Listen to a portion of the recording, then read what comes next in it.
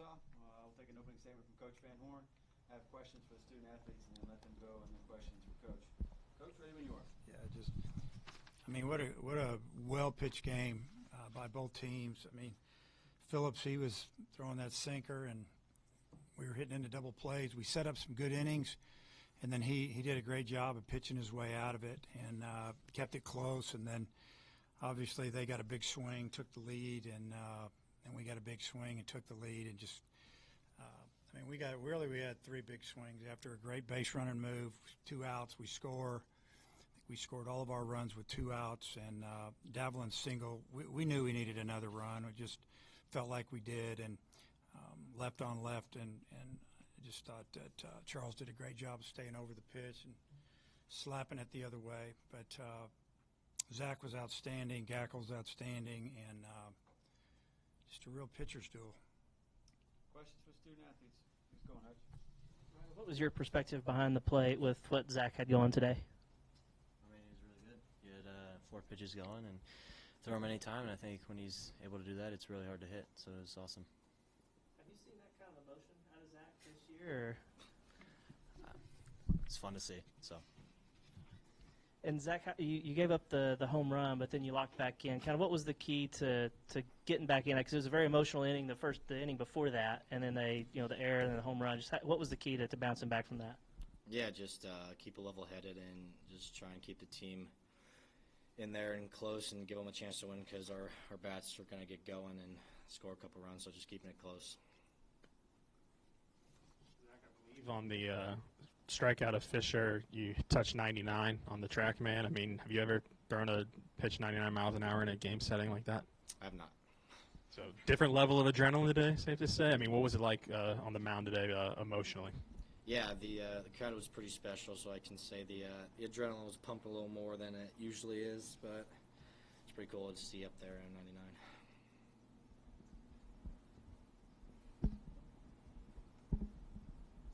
Yeah, Ryder, I guess, what's with it with you and kind of the moonshot home runs into the visitors' bullpen? I think you've done that 3 times now this year. I don't know. I guess it's hitting over there and sneaking out barely. Today it was hit at 84. It shouldn't have gone out, but it did, so it all counts the same, I'd say. What does it mean to you just to contribute again from the cleanup spot? It's the same thing. I think every guy wants to contribute, so I think it's not just me, it's every guy in the lineup, and it's a good feeling, but got one more to go. And then, Zach, for you, an emotional inning in the 6th there, what were you saying to Andrew when you were pointing at him coming off the mound? Yeah, I was just competing, kind of blacked out, so I can't answer that for you. Don't remember. Tom? You got the mic. I guess for Ryder, Zach, you'll have a different viewpoint of tomorrow's game, but just how do you kind of keep it level-headed knowing that you still have one more game before you'll get to Omaha? I think it's the same thing. I think every day you try to go out and win, so it doesn't matter if we're up 1 or down 1. I think we just go out and compete our best and try to win the game. Yeah, I agree.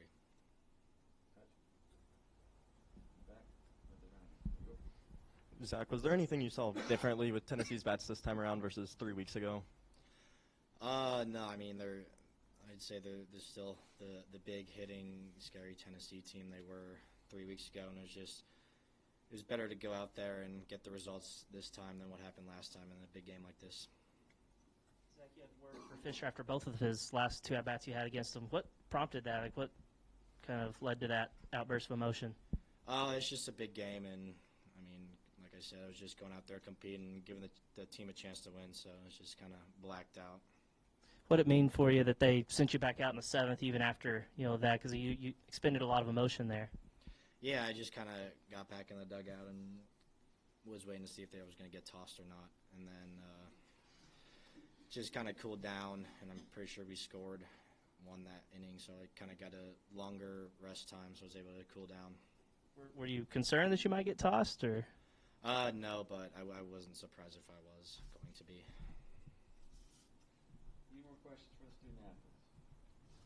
Fellas, great job. See you tomorrow.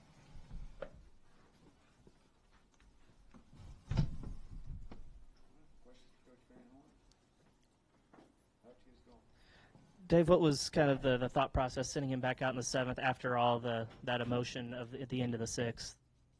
Well, we didn't feel like he was done. We feel like he still had some left, and he showed us that he did.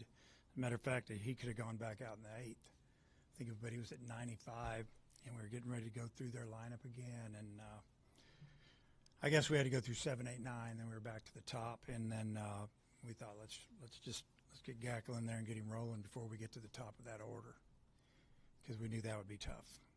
Do you like seeing that kind of emotion from your starting pitcher? Not really, not that much. I mean, I want them to stay under control so they can pitch longer. You know, you can only use so much adrenaline. It's going to end up backfiring on you after a while. But his stuff was tremendous, and, you know, he was just competing like he said. And, you know, I think probably the crowd got him going a little bit and all that was going on. And I like the fact that he could still throw the ball over the plate and spin it, throw it over the plate, and, you know, did a great job. He gave us 7 strong innings. Before Helfrich hit the home run, it was a 4-pitch walk to Maxwell. Was there any consideration to giving Ryder a take there with Phillips' pitch count going up because he hit the first one? No, we just felt like that, you know, the ball was flying to left today with the breeze and the wind blowing out, that just Ryder's been swinging the bat pretty good. Just give him an opportunity to swing. And I don't remember if he hit the first pitch or the second pitch or whatever, but we weren't going to give him the take sign.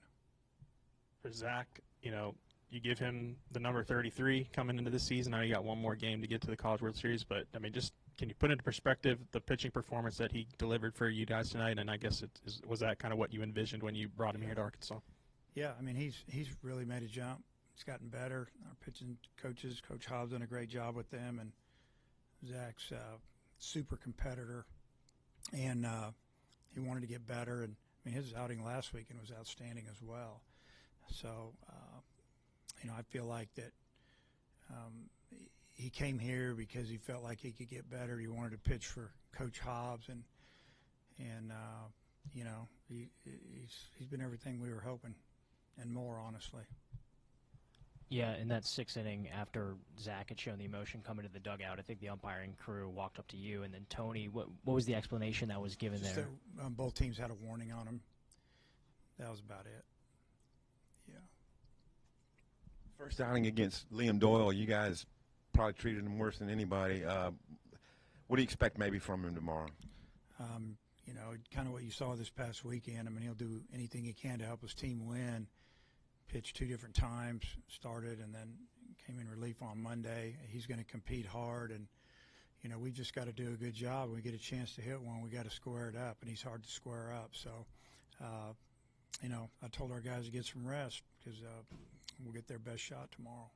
You know, sometimes when you have all those chances early in a game and the other team takes the lead, it doesn't go well. But in this case, you bounce back with 2. But, you know, I guess how big was that? It was real big, you know, and, you know, we knew everybody in the stands was thinking the same thing. You know, we've left a lot of runners out there. We hit a double play with the base loaded. We hit a double play in the first inning.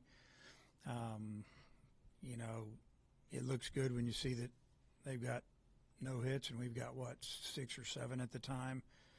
And but we only had a 1-run lead, and that was because Cam Kojal made a great read and scored a run for us there. So, yeah, usually it comes back to bite you.